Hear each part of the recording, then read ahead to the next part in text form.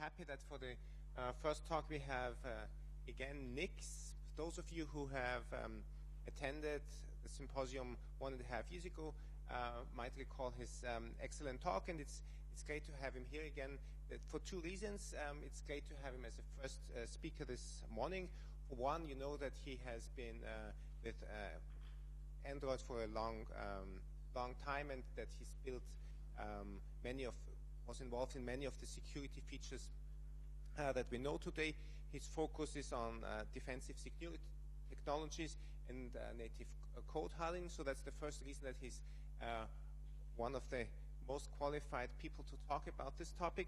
And the second reason is that he flew in from the US and got up really early this morning, so it's a good opportunity to have him as a first speaker. Welcome, Nick. Thank you. Thank you, everybody. My name is Nick Kralevich. I'm actually one of the founding members of the Android security team.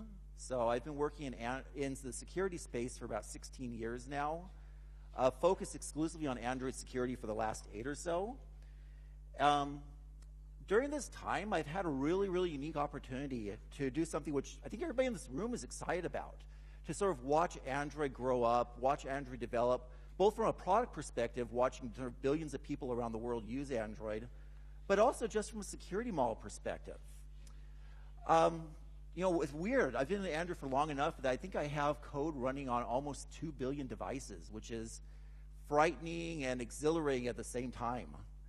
At Google, I head up the Android platform security team. Basically, we are responsible for the code which runs on the device, for defining what the security model is for the code that runs on the device, and ensuring that robustness, the security model is robust. And a really important part of that is just attack surface management, attack surface reduction. So, sorry.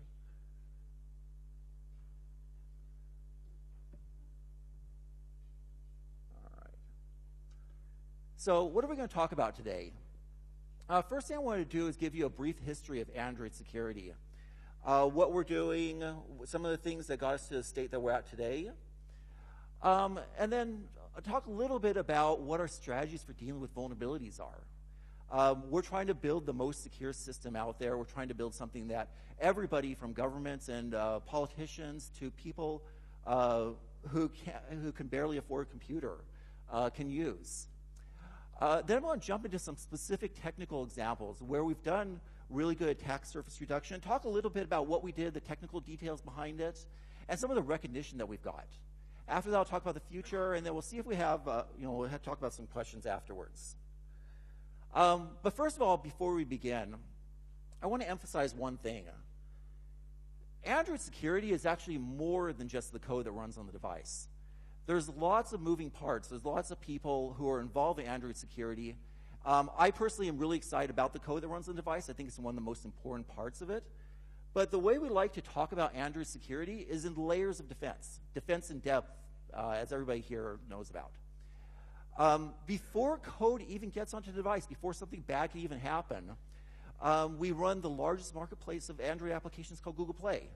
And we do validation of all of those applications. We know, for instance, that if you install an application from Google Play, you're 10 times less likely to have malware.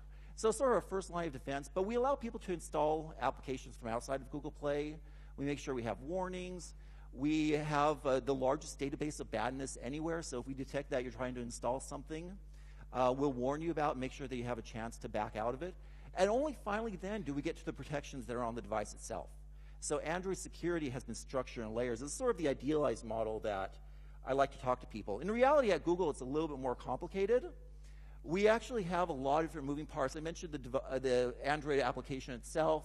We have Google Play. We perform static and dynamic analysis of applications. We do something that not a lot of people do, reputational analysis of bad developers. It's not the applications which are bad, it's the developers which are bad.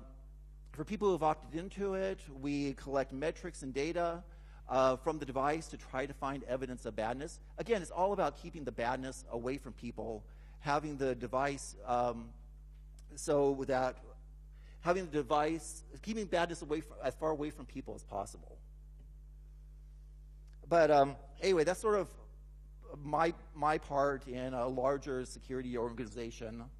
But I really wanted to jump back to the platform and talk about some of the things that we do to make Android more robust. Android, the platform, follows a very traditional AIC model. We try to ensure the availability, integrity, and confidentiality of all the data on the device. Like I mentioned before, I head up the platform security team. Our job is to have robustness of the platform. And we have 4 different strategies for dealing with that. Exploit mitigation, things like that you know about every day, things like ASLR, NX. Exploit mitigation, attack surface reduction, which we're going to spend the bulk of today talking about. Attack surface reduction, in my mind, is lots of different things. We talk about how do we make sure that an application can only do what it's intended to do? How do we minimize the surface that's exposed? How do we contain applications, contain processes within Android? And also make sure that we follow the principle of least privilege. Other things that we do that I'm not going to talk about today are really focusing on safe by design APIs and interfaces. I think Scott is going to be talking about some of the tomorrow's going to be talking about some of the changes that we did for Android N around secure network communication. And I'm very excited to hear what he's going to say about it, because it was an area where we spent a lot of work to make things safe by default. So I want to step back a little bit. And I've been in Android for about 8 years now. I've been in the security space for about 16 years now. I want to step back in time and talk about where we were at 10 years ago. 10 years ago, from a security perspective, we were in a really bad place. Windows Vista had just come out. The big thing there was it was the first time ever for consumer operating system that we started separating out the concept of you are the administrator of your own device. Desktop operating systems, there was no real separation between what an application can do and what a user could do. If you install an application, the application acted on your behalf and could do everything you had. There was no application isolation. The user had root privileges, administrator privileges, and mobile devices just weren't widely available. So Android sort of stepped into the scene. First version was released in 2008, and really it was architected with security in mind. So I talked about safe by default. One of the things that I'm really proud of is that really early on we chose a memory safe by default language, because we knew we wanted to avoid the mistakes of classic consumer operating systems. And we designed with security in mind. We had application sandboxing. But even though it was designed with security in mind, there was still a lot of work to do. In the early days of Android, we focused a lot on exploit mitigation. Things like Stack Protector, ASLR, NX. These are all the things that you'd expect from a consumer-level operating system, from a Linux-based operating system. And there's actually a list of some of the things here. And it was really effective at making bugs hard to exploit. But at the same time, it wasn't enough. So early Android sort of looked like this. We did some level of compartmentalization. We got some level of sandboxing. We reused a lot of the technologies. But there were big chunks of Android that were overprivileged, that had too much power. There was a period of time where a security researcher was looking at shell scripts on the system and using grep to find security vulnerabilities that all involved similarly following attacks, because these shell scripts had the capabilities to do everything that the root user could do. So while Android was designed with security in mind, like any good architecture, it had to be, like a lot of architectures, it had to be completely filled out, and we hadn't finished building it. But we did design it to try to take advantage of a lot of the technologies that are even developed for doing isolation. One of the big things we did was focused on like UID compartmentalization, reusing some of the Unix user controls in order to provide sandboxes for applications. We did stuff with Unix permissions, classic user group other permissions. And of course, it's natural things like address space separation, process separation that we took full advantage of. But in 2011, something really interesting happened. Stephen Smalley published this paper titled, published his presentation and paper titled The Case for Security Enhanced Android. And a lot of us started looking at it and saying, wow, there's something here. He actually broke down and talked about how there were 7 different rooting exploits. And by having a mandatory access control model on the system, all of those exploits were mitigated or eliminated in a lot of cases. So where before we had really focused on exploit mitigation as a strategy, it was around 2012, 2013 that we really focused on attack surface minimization and containment as a model and trying to see what we could do there. Nowadays, Android actually looks like this. Everything is compartmentalized. Every process on Android is running in a sandbox that has minimal privileges.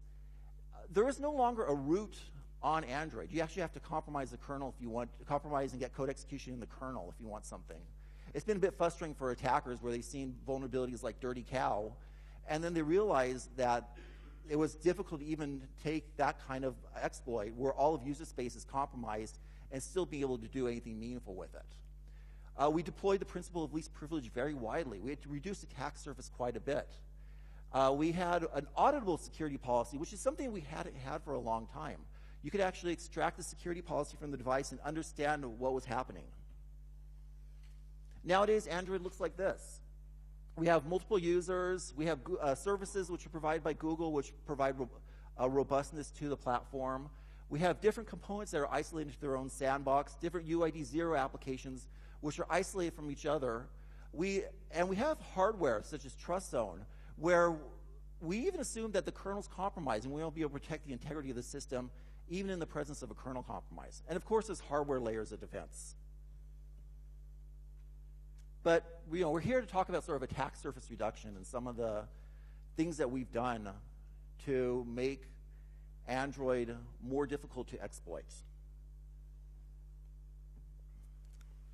So this is the first example that I wanted to spend some time talking about. A researcher at Google was running a fuzzer, and he found a vulnerability in something called DCCP, Datagram Control Protocol. And Google's a big company, and so he decided to go public with it.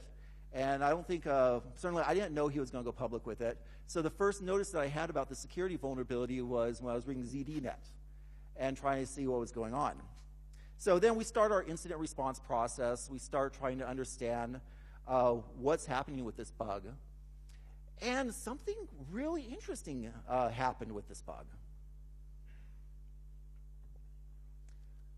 Early on,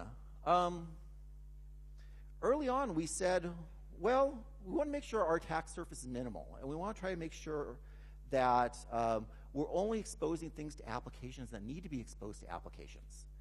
And so, for instance, we had a whitelist of network protocols that were available, things like TCP, UDP, ping sockets, and sort of Unix stream and datagram sockets. But one of the things that wasn't on that list was DCCP. So what does that mean? This bug that was generating a bunch of press wasn't exploitable on Android. It wasn't exploitable not only because of the security controls we had in place, but also other things that we had done for attack surface reduction made sure that that code wasn't even compiled into the kernel. So lots of press, but for Android, this was almost the ideal case where the attack surface minimization that we put in place made sure that this bug never actually affected our users. And so in my mind, this is what I want to see every bug doing. My job is to make sure that our attack surface is so minimized that even if there's bugs, those bugs don't mean anything. Those bugs can't do anything. And I think it's a really powerful technique.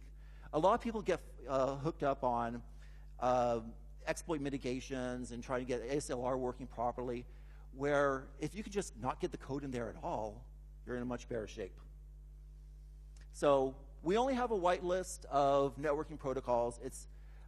We've actually explicitly blacklisted a number of networking protocols. We have these things that are called never allow rules, which are security assertions that we enforce throughout the operating system.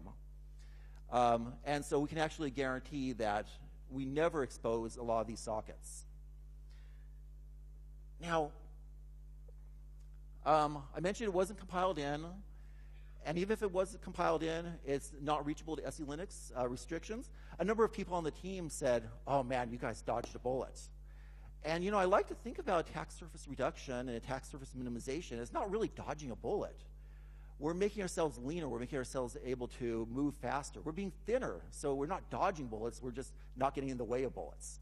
And a big chunk of what we do, and what my team's responsible for, is making sure that we are fixing or mitigating bugs before we even know about the bugs, which is a really, really tough challenge. You try to fix things before you know about it. And so, in this case, it was rated by our assessment team as not a security issue. And this is the goal of attack surface reduction, attack surface management. And something I'm actually really proud of because of what didn't happen. Now, the whitelist of networking protocols also affected a number of other bugs that, again, reduced the severity. These were things that were actually compiled into the Android kernel, but at the same time weren't reachable. There are these socket classes called MSM IPC sockets. And with these sockets, a lot of times you're supposed to do a capabilities check to see if you have cap netadmin. But in some cases, the capabilities check were missing. And that failure to do a capabilities check allowed a certain bug to be reachable.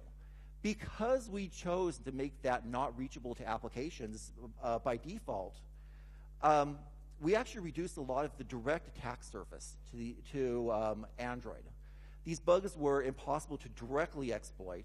That wasn't perfectly ideal because we want to make sure they're not directly exploitable, but they're not exploitable through any number of chains of vulnerabilities. So it's still considered a bug, but it was a bug where the chain length was greater than 0. And chain length is a really, really important concept when we're talking about security, as I'll explain more. So, one of the things that I taught when I was here a year and a half ago when we did the last presentation, the other issue that came up was stage fright. How many people here have heard about the stage fright vulnerabilities? I suspect a lot of people. It was a big topic at the time. There was a lot of people talking about. And so I wanted to sort of fill you in from the last time we were here till today about what we've done to address some of those issues. First, a little bit of background. Stage fright was it was a code name that was used for a series of bugs. There were probably 7 or 8 different bugs reported by a guy named Joshua Drake. So he had let me know that these bugs were coming. It was great. He actually provided patches. He addressed some of these issues. It was a private disclosure with embargo, so he gave us a set period of time saying, hey, I need you to get this fixed, but at the same time, I need to go public with it at some point. So this was almost sort of the ideal situation. And then sort of public disclosure happened. And there were a number of things that happened. There were ad buys associated with it. There were blog posts. I heard about it on NPR radio as I was driving to work. I mean, I heard about it earlier, but that's when I heard about the press. And then it started blowing up. Joshua did a really great presentation at Black Hat in 2015. I include the link down here. I'd encourage you to take a look at it. So one of the things I mentioned is that the Android was designed for containment. It was designed to try to keep attack surface minimal. And that was true for a lot of the media code, too. So back in 2009, Rich Cannings, another founding member of the Android security team, gave a presentation called Android Securing a Mobile Platform from the Ground Up. And one of the things he actually highlighted there was the compartmentalization we did with Media Server. And in fact, with stage fright, it was compartmentalized. The exploit was restricted to a certain UID, and it required additional chaining to gain further exploitation. So the containment model worked, but the chain length was greater than 1 because you had to exploit another bug. But the other thing, too, to keep in mind is that back in 2009, Media Server was fairly small. And as things naturally do, there's always sort of feature scope, feature creep. Things get bigger. Media Server grew up. It actually developed more features. So stage fright was one of those weird things where I would actually call it a successful failure. How many people have seen Apollo 13, the movie, and the phrase, okay. Yeah, so a successful failure. Something bad happened, but in the end, something really good, something even better happened. Stage fright was the introduction of our monthly patching cycle. It was actually a sort of a catalyst to try to get the Android ecosystem updated on a quicker basis. It was also some of the first times that we actually started doing some of the security bulletins. It really helped us enhance some of our mitigations with regards to ASLR. We also found that we also found a few other things that I just wanted to share with you because I think they're interesting. Device diversity, lots of manufacturers, is a security control that we never really thought about. Everybody's compiling their code differently. The exploit works subtly differently on each device.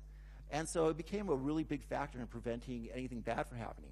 To this day, we haven't seen any kind of exploitation of stage fright, which I think is a really good testament to a lot of different things. I mentioned that the stage fright patches actually got fairly wide distribution too. Back in March of 2016, this data is a little bit old at this point, we are seeing between 57 to 89% of the population having these stage fright patches. A lot of good things happen, but we're here to talk about sort of attack surface reduction, attack surface containment, so I want to sort of jump into what we did for the Android N release. One of the things that we did for the Android N release was to take this really big media server process and start trying to decompose it into little pieces so that we could actually enforce tighter security controls on each piece. And so we actually took the media server process, which actually consisted of 7 or 8 different things, broke into audio server, DRM server, extractor server. And this had some nice security controls in that we were able to break down a lot of the functionality associated with these processes. So for example, the media codec server service can access, like for example, the GPU can no longer be accessed by the extractor service. For those of you who haven't worked with GPUs, they tend to be a really big source of bugs. They tend to be a really juicy target. Some of the Keen Team folks, for instance, have been disappointed about how far away we've kept the GPU access from Android applications. One of the things to point out here is the extractor service. This is where a lot of, in the old model, when the bug happened, it happened in the media server process, so an attacker was able to get all the capabilities associated with the media server process. In Android N, all that functionality moved to the extractor process. And one of the key goals there was, again, attack surface minimization, keeping this compartmentalized. And so literally, well, not literally, there's a few capabilities, but the capabilities of the extractor service are extremely limited. So that even if somebody does compromise it, they have to chain it with other vulnerabilities to actually be able to do something effective with it. And the areas that they can chain with are much limited because we've kept attack surface as small as possible for these things. So I'm excited to see what will happen on sort of the media server processes over time as this model gets pushed more and more out there. But this is one of the big things I'm very proud of, where we actually did a number of things. We kept the attack surface minimal. We decomposed architectural components into smaller pieces in an effort to try to make sure that we're able to reason about the state of the system and able to protect the integrity of the system. Additionally, talking about sort of attack surface reduction, one of the other things that we did for the media server process and for the extractor processes was to remove the execmem capability.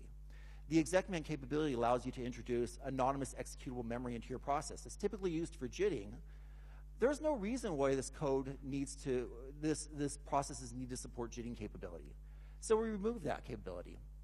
One of the things that not a lot of people understand about Android is that with DM Verity combined with SE Linux enforcement, all code which is on the system for these media processes, for a lot of the critical system components, can only come from signed, verified sources. If there's an attempt by the process to map an anonymous executable memory, to change the mapping of a file in memory, to write to that file in memory, or map a file that should be mapped in from a non-Verity partition, you'll get a permission denied error, And so a lot of this isn't new, but people didn't know that we had these levels of protection. And because of the media server process having exec mem, they weren't as effective as we were hoping for.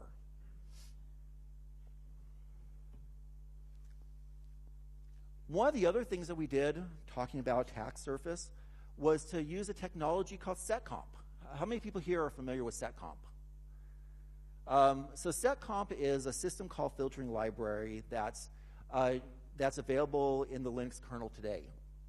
And it allows you to do really fine-grained control of what system calls you make available. So as part of the hardening process for the media code, we started looking into what system calls were being made. And you know, it turns out that the Linux kernel has, depending on architecture, anywhere from 200 to 350-ish system calls. You know how many of them are, well, of course you know right here. Very few of them are actually used. And so we were able to find that just the system call attack surface alone, we were able to reduce it by 87 to 89%. So that if you try using a system call which isn't allowed, we'll go ahead and crash the program. And what this does is it prevents bugs in the kernel from being reachable to these processes, and it really sort of frustrates attackers. We did a bunch of other changes I'll only briefly cover for the media hardening. One of the things that we contributed to the upstream Linux kernel was ASLR enhancements. ASLR was only originally designed with 8 bits of entropy, which meant that if you were to brute force the media server process, you could typically figure out what was happening with the address space in as little as sort of 10 minutes. We increased that from 8 bits to 16 bits. We sent this upstream. It was really popular. And now if you were to try to exploit the media server processes, we estimate that the average exploitation time would take on the order of 45 hours. As for a probabilistic defense, I actually consider that pretty good. We did 2 other ASLR changes, which are the library load order library load order randomization, where we actually sort of swap around shared libraries in memory to try and make things harder to find. And in addition, sort of randomize gaps between the address space. So a lot of the ASLR enhancements I expect will be really effective over time at reducing the ability for somebody to turn a bug into a security bug.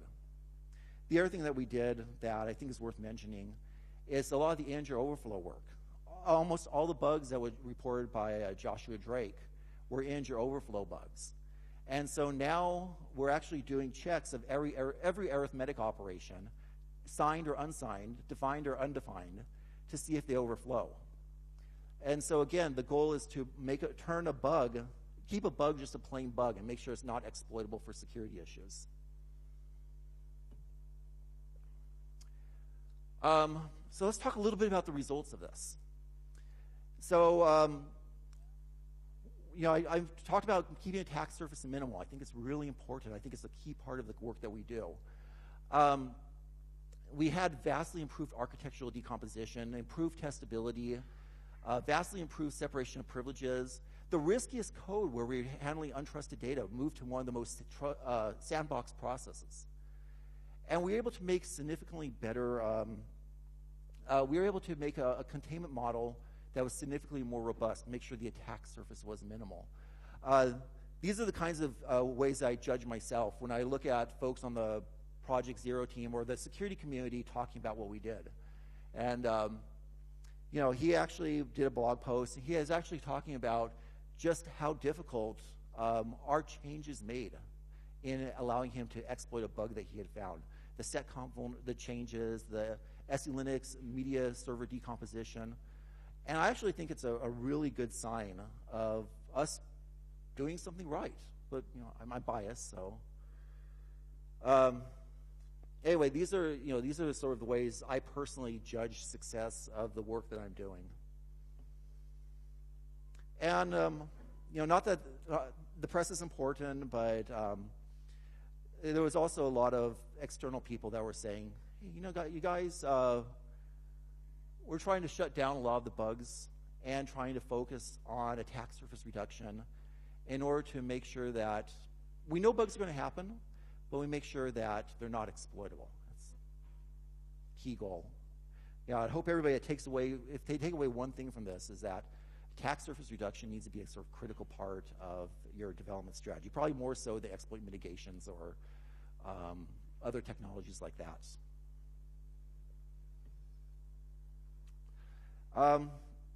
So that's user space. And that was some of the stuff that we did for the media server process. But let's talk about the Linux kernel a little bit. So one of the interesting things that's happened over the last several years is more and more attackers are actually starting to move away from user space bugs and moving to kernel bugs. So in 2014, probably about 4% of the incoming bugs that we dealt with were in the kernel. Most of them were in user space. But over the last several years, the number that have been going to the kernel has been increasing a lot. And that sort of caused us to reevaluate how we're approaching bugs, how we're trying to deal with bug management, attack surface management. It's been a very interesting trend. I don't know if anybody else has actually noticed that. Why has it been happening? I talked about SE Linux, and I talked about sort of the attack surface reduction that we've been doing in user space.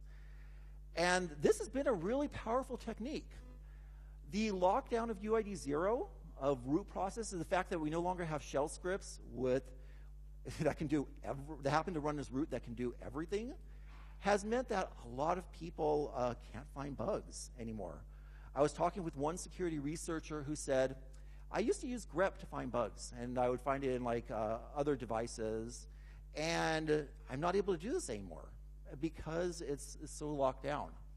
2016 is the first year that we actually had over 50% of our device ecosystem with SE Linux in enforcing mode, and that's been really helpful to keep attack surface minimal, to make sure that we can compartmentalize bugs no matter where they occur.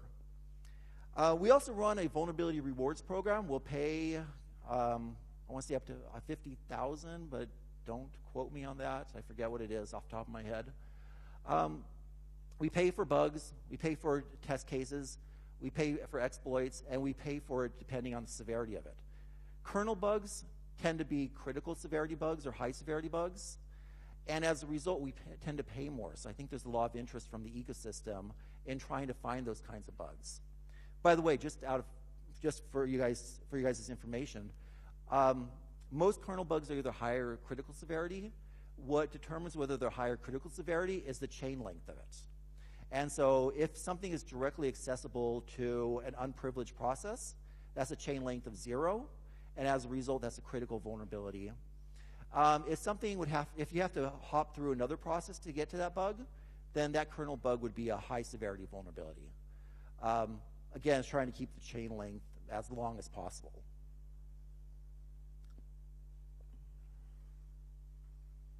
But what's also interesting about kernel bugs is looking at where they're coming in from and the different subsystems that they're coming in from. So you can see, for example, that the Wi-Fi and GPU processes, the blue and red line, account for a significant number of bugs that we're seeing. And so we actually sort of did this breakdown in an effort to try to figure out where to best put our resources and to try and what attack surface could we take away so that we increase the length of the chain. I thought this was really interesting information shared. It's a little bit dated at this point. I apologize for that. But so I talk a lot about chain length. We handle a lot of security bugs, but a lot of bugs that we handle aren't directly reachable. I think it's actually a really good testament to the attack surface reduction we've been doing. And so if you look at the ones that are directly reachable, things like Wi-Fi and GPU were the ones where we prioritized some of the development to try to make sure that we're keeping that attack surface minimal.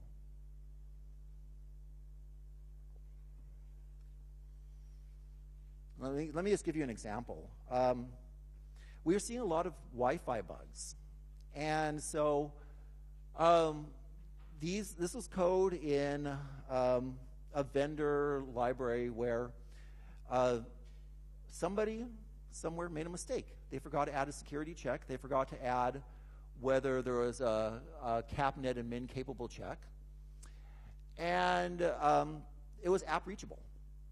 And because they were able to bypass that check, they were able to get to a security vulnerability that they shouldn't have been able to get to. Trying to get people to add permissions around everything that's critical is really, really tough. It's very error-prone.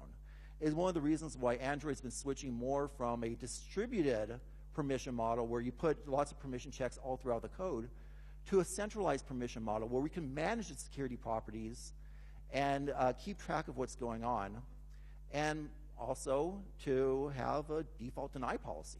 I mean, it's security policy with a default deny is the way you keep attack surface down and keep mitigations down. And in addition, I mentioned before, the security policy is auditable. Another nasty thing that happened with the Wi-Fi bugs in particular is the kernel has this code where it says, I'll open up a Unix stream socket or a Unix datagram socket.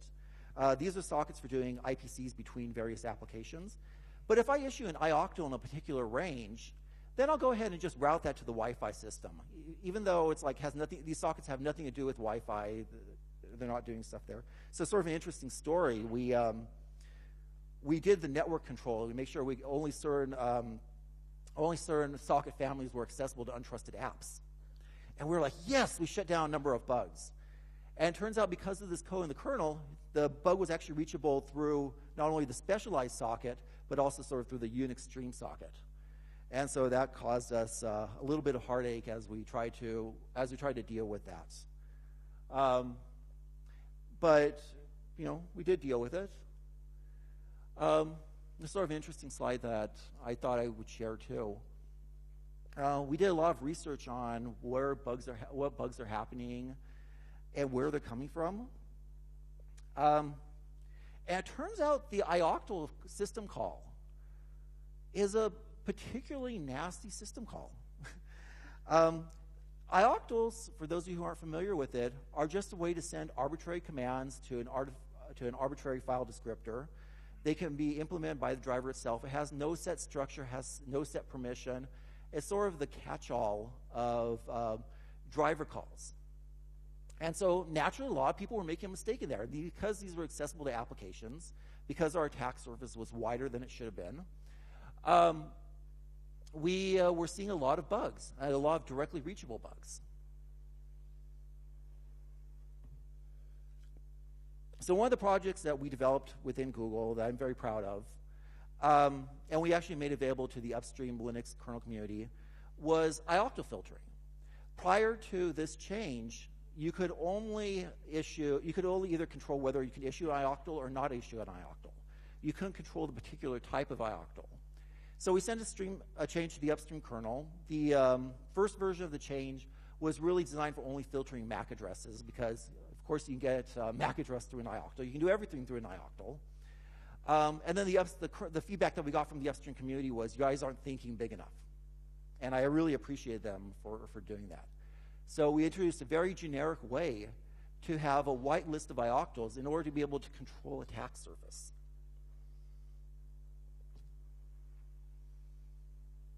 So I mentioned how a lot of things had been exposed through Unix stream sockets.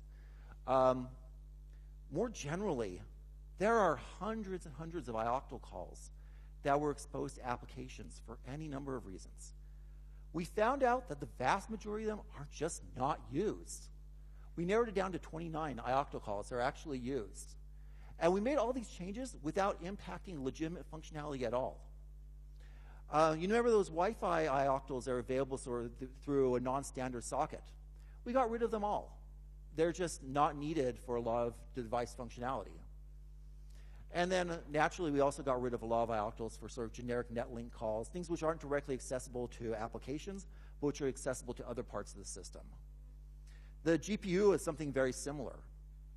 Shamu, which is our Nexus 6 device, originally had 36 ioctl calls available. Now remember, I talked about how much attack surface was available through the GPU.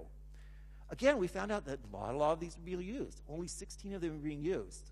So we were able to reduce 20 octocalls without loss of functionality and reduce that attack surface and make these devices harder to compromise. We did a few other things too, because I mentioned that there were a lot of different bugs. The perf subsystem within Android. There were sort of a lot of different bugs that came up in it. Most of them introduced by sort of third-party modifications, but again, we're trying to make sure we'll be able to reason about them. We actually turned all of that off by default, and only the shell user can enable it. So it now requires, to exploit these bugs, it now requires somebody to have physical access to the device. DebugFS was another big source of bugs. They would be leaking kernel pointers. We just turned that off. And it's amazing the kinds of stuff you can turn off without breaking functionality. This is what I'm particularly proud of. One of the things we did for Android N was to start whitelisting files that could be available through the /sys file system. And we found that we could reduce it from 38,000 files that were exposed to around 500, a 98% reduction in attack surface. So none of these files are accessible anymore. No data can leak from them. No side channel information can leak from them.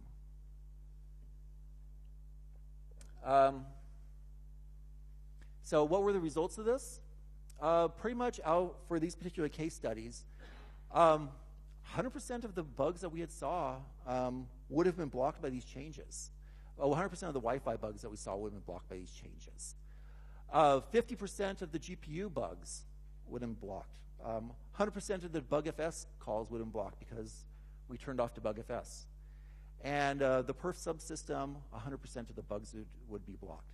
So these are all attack surface reduction that had a net positive to the ecosystem, where we're able to manage the surface that we expose and make users and developers and these devices safer as a result. It's something I'm very proud of.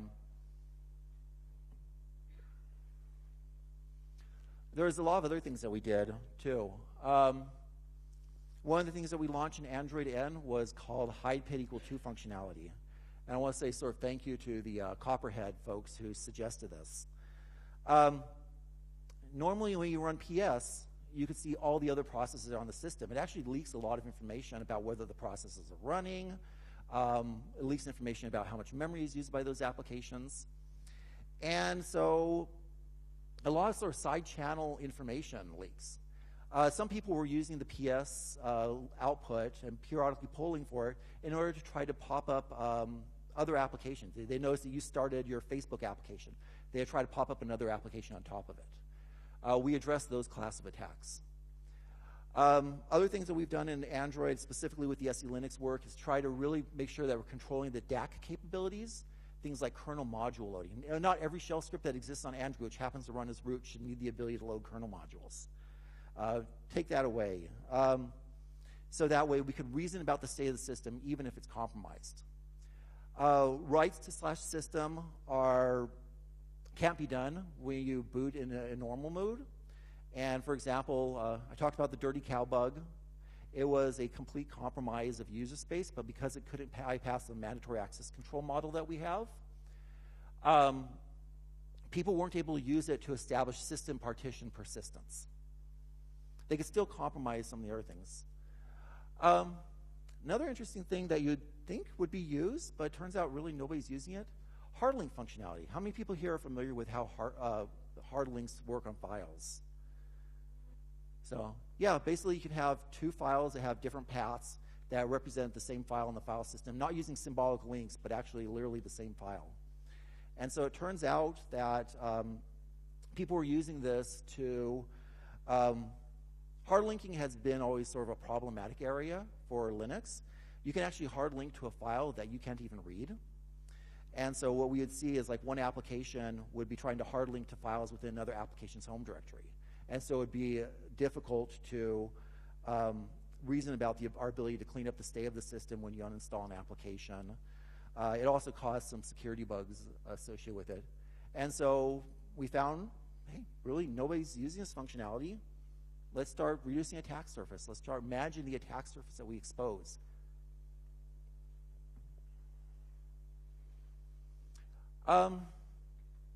So I like to think that we've done a lot of work in order to keep Android secure. I talked about the different strategies that we use. Obviously attack surface reduction, trying to make sure that a lot of this data isn't exposed. The exploit mitigations that we put in place over time, trying to break things into different parts. But really, what has sort of the external security community been saying about this? I don't know if some people here are familiar with a guy named John Sawyer, just in case. Yeah. He's actually he gets a lot of press. He finds a lot of bugs. He's a really bright person. I'd like to think I have a good working relationship with him. He actually posted probably a year and a half ago, I think I had the same quote at last year's summit. A lot of the attack surface restrictions that we put in place have been causing him to not be able to find bugs. And so, my job as a defensive security researcher is to do this, is to make sure that people can't find the bugs in Android, to frustrate people who are trying to compromise the system. So I get a lot of pride when I see people write things like this. I get pride from frustrating attackers. And so, I certainly think that he is of the opinion that we've made things more secure. I watched a presentation by an organization called Keen Security Labs, Keen Team. How many people have heard of this organization? Has anybody? You need to stop. Keen Labs, a Keen Security Team, are the folks that is a research group. I believe they're based out of China that tends to find a lot of security vulnerabilities in both iOS applications and Android. They've won Pwn to Own a few times, if I recall. They've presented at Black Hats. And I was at a presentation that they gave. And so they actually do a comparison between iOS and Android. I'm not qualified to talk about iOS. I'm not that familiar with it. But one of the things that they said was, in general, between the two, the Chromium Android sandbox feels stronger because it exposes a smaller attack surface. We have multiple layers of defense for the Chromium sandbox. We have the isolate app, which is something we created like 3 or 4 years ago, where the process will run on its own UID. We have the compartmentalization that the Chrome browser buys itself. And we have a very restrictive SE Linux domain, which, again, limits attack surface, keeps things like the GPU and application files away from these very, very targeted processes. So the Keen Security Lab had a lot of good things to say about some of the work that we did. There's another company called ZeroDium, and they actually buy exploits on the public market. And I don't know who they sell it to, but they buy exploits on the public market. And so they published a price list that talked about what they're spending. It starts from $10,000 all the way up to $1.5 million. And so what do we see? Let's zoom in a little bit. Right at the top, almost at the top, number 2, not quite number 1 yet. Right at the top, we have Android. Ahead of other mobile operating systems, ahead of other systems like that were on the previous page. And so when I look at this as sort of a defensive security researcher, my job is to drive those numbers up as high as possible. And so I'm actually really happy that we've gotten to this point, and I'm looking forward to how we can continue to drive up some of these numbers. Second highest exploit cost. What's interesting about the ZeroDium numbers is not only how high the number is, but the rate of growth of the number. So when they upgraded their price list in September 2016, they jumped it up from $100,000 to $200,000 for a zero-day bug.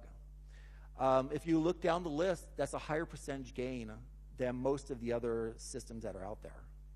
Again, I like to think that the attack surface reduction and attack surface management that we've been doing in Android has been really helpful with that.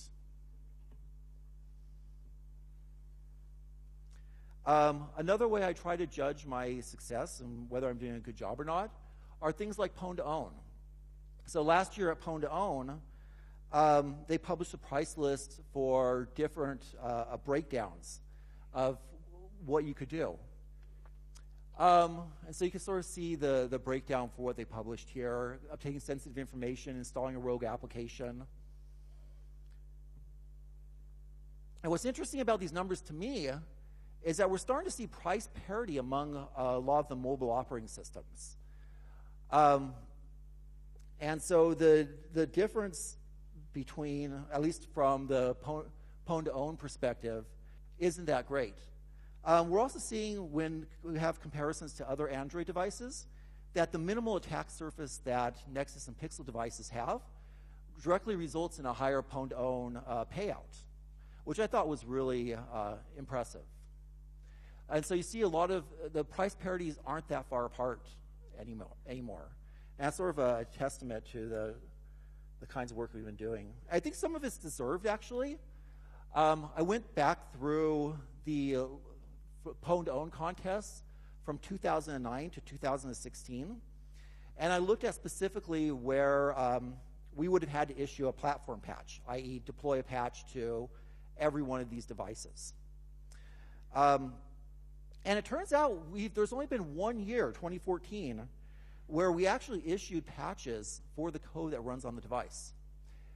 Every other year, we haven't had to issue patches. There's been other parts of the system that were compromised. So, for example, in 2015, there was a Chromium exploit that we updated through Chromium, and it was changed to a Google Play bug, but there was actually no bug on the platform itself. And we were able to deploy a fix for those within hours, if not days. I can't remember. So there's only been 1 year where there's actually been a platform bug. And even these platform bugs, I don't want to minimize them, but one of them was like leaking of the Bluetooth MAC address, which was technically the leaking of private information, because you could use NFC and turn on Bluetooth, at which point you gain access to the Bluetooth MAC address. Another one that came up in 2016 was a DHCP code exploit, which required a physically proximate attacker. But the exploit that they did was, the exploit was so limited because of the attack surface reductions that we had in place, that was only considered a partial win. This is actually one that just came up in the last day or so. So WikiLeaks published something that claimed to have come from the CIA. We're not really sure where it came from. It's been generating a little bit of news. So we've been tearing apart some of this stuff, trying to figure out what's going on. And I found a really nice quote in there. I don't know if they intended it for it to be this way. But they said, furthermore, when SE-Linux became common in Android, this became more problematic since the radio SE-Linux context that RealD started with was too restrictive for the implant to function. And so I look at this and I go, I think I'm doing my job.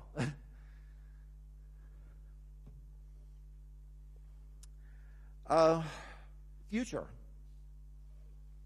There's I think the area of attack surface reduction is something that we as an industry really need to spend more time in and trying to make sure that we manage the attack surface and we try to keep things minimal, simple, and easy to understand. And so we're going to continue to do parts of that. We're going to continue to do our parts in that. One of the things that we found, for instance, is just setcomp is an underutilized tool in Android today. The Linux kernel exposes on the order of 364 system calls. Our Bionic, our libc version, only uses about 204 of those. So we actually think we can turn off a large number of system calls without impacting device functionality at all. and again, try to define the attack surface, try to define what it looks like for Android to be secure. And we think we can do that across the different architectures. So it's an area that we're thinking about exploring. Other things that we have checked in have been checked in for about a year or so, but haven't been deployed as part of a release. It's actually weird to hear people talk about the end release when we're actually focusing on the next generation. We're going to start introducing a whitelist of files in /proc. There's a lot of side channel information which is leaking from those. We found that we can reduce from 4,400 files to 2,500 files. I didn't realize how big procsysnet is. That is 2,500 or about 2,000 files in there. So it wasn't until I was doing these slides that I realized we have a lot more attack surface reduction we could do. One of the things that we started looking at were also just unused files in the /dev and drivers that are compiled into these kernels that don't need to be compiled in. We found that we could actually have a perfect, we could actually remove these from the kernel entirely because we can prove through the security model that nobody's using them. Not only does it make the kernels faster, it makes boots faster, it makes the security better. It's one of the few times where you're in the security space and you say, oh, we actually win on the performance side. So those are some things that we're looking at for the future. Anyway, I want to leave you with one last slide and sort of give you my thoughts on where things will go. I really believe that attack surface management is the key for what we need to do in the security space to be secure. Being able to understand your architectures, being able to understand the different moving parts is really important. We've been investing significant time into trying to make sure that the attack surface remains minimal so that instead of, we can increase our probability and that decrease the probability that there'll be relevant bugs within Android. I mentioned before, my job is to fix bugs before I know about them, and so it's all a probabilities game. And vulnerabilities will never go away, but we can contain them, we can manage them, we can reason about them, and I think that's an important part of what we need to do as an industry. Anyway, with that, thank you.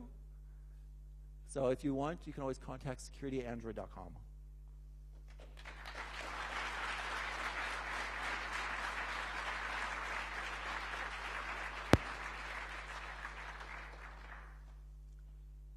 We'll have time for a couple of questions.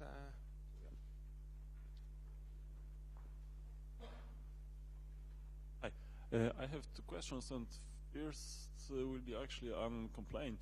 Because for sure you are doing a great job with increasing the Android security, but because you know those problems are hard and interesting, and it's really exciting to work on it. But apart from that, there are also plain boring bugs, for example, in the UI or other non-security related parts of framework. And personally, I don't report them anymore because you just don't care. My bugs are hanging with the new status for years. Then they are just auto-closed because they are just too old. And for comparison, my non-security bugs related to Microsoft are verified in 1 or 2 weeks and then assigned to be fixed. So my impression is that Googles are smart enough to avoid that boring bug fixing. So yeah, while the security increases, the state of the framework is something less impressive because there are bugs hanging from the Android 1.0 still present. A lot of times, I'm not really sure how to answer that. It's sort of outside my scope, and it would vary per subsystem. It's possible that the bugs just haven't got to the right person. People aren't aware of them. A lot of times what happens is bugs get fixed internally, and so by the time we see an external bug, it's already been fixed. Most likely it's just routed to the wrong spot. I mean, I'm happy to follow up with offline with any specific bugs and see if I can get traction on them. I have a question about the Linux kernel versions. Do you think there's a relation why you choose a certain version of the kernel? And do you think if we would do a more recent Linux kernel version, what's the impact on the security? That's a great question. I don't think we've ever put together any statistics that talk about breakdown of bugs within kernel versions. Most of the bugs that we're seeing are in vendor drivers. Actually, I think only 20-ish% of bugs that we see are actually in the upstream kernel, where upgrading the kernel would have made a difference. A lot of what we're seeing in newer kernels are better attack surface management, better self-defense features within the kernel. But with any new kernel version, you're also going to get new kernel bugs. Case Cooks published some interesting data about the lifespan of kernels that I can point to later. I don't have any of the information. I honestly just don't know the answer to that. Sorry. Yeah. So this is probably a not very fair question for your team, but okay, so in Android 10, there have been a lot of changes, and that the segregation of the processes is great, and like lots of security changes. But 6 months after release, Android 10 has 3% market share. So the fixes are not propagating like very fast. Like, does like the Android team plan to like offer some incentive to vendors to like make them like release new versions faster, or like even the monthly updates to release them like faster? Well, only Pixel devices get the updates. So I'll talk about the security aspects of it, because I think there's security aspects and non-security aspects. One of the things we try to do on the security side is make sure that security patches are widely distributed. And it's not as important as the exact security version, the exact version that you're running, as long as you have the backport of the patches. And so the people tend to have a more pessimistic estimate of the patch uptake rate because they look only at the version number. They don't look at sort of the patch string. We've tried to do some things to make that more visible.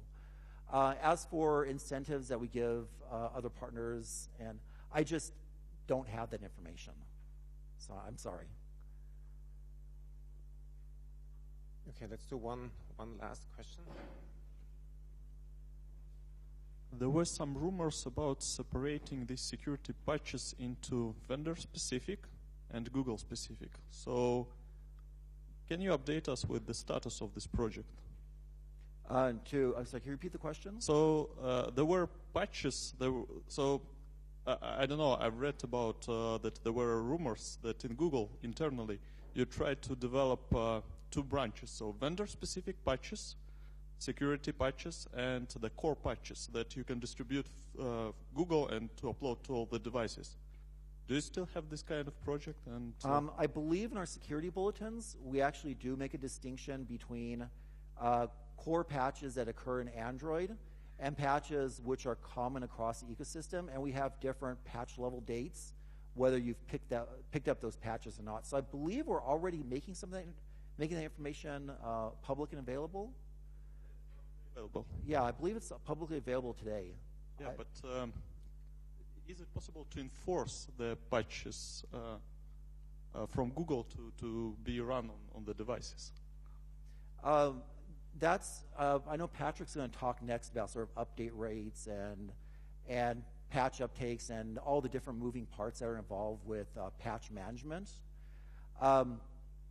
It's an area where there's a lot of people that are working on it, and there's not really anything I can share today about what we can do to try to expedite that process. I think Patrick will, when he talks, will actually have more update. We've been working with our carrier partners, we've been working with manufacturers in order to make sure that they have the information they need, and bottlenecks are removed. Like AT&T's been doing a really great job at trying to expedite the process of getting security patches out there. And so where we've been focusing right now is sort of greasing the wheels and trying to make things happen and enable companies like AT&T to do that. I don't know if that answers your question, but I'm not sure if I have a good answer. Thank you. Thank you. And this was a good transition to the next talk that we have after the coffee break. I think Nick will be around. If you have any more questions, just meet him in the coffee area. We'll have a coffee break of about 28 or 27 minutes. Thank you again for the great talk. Thanks.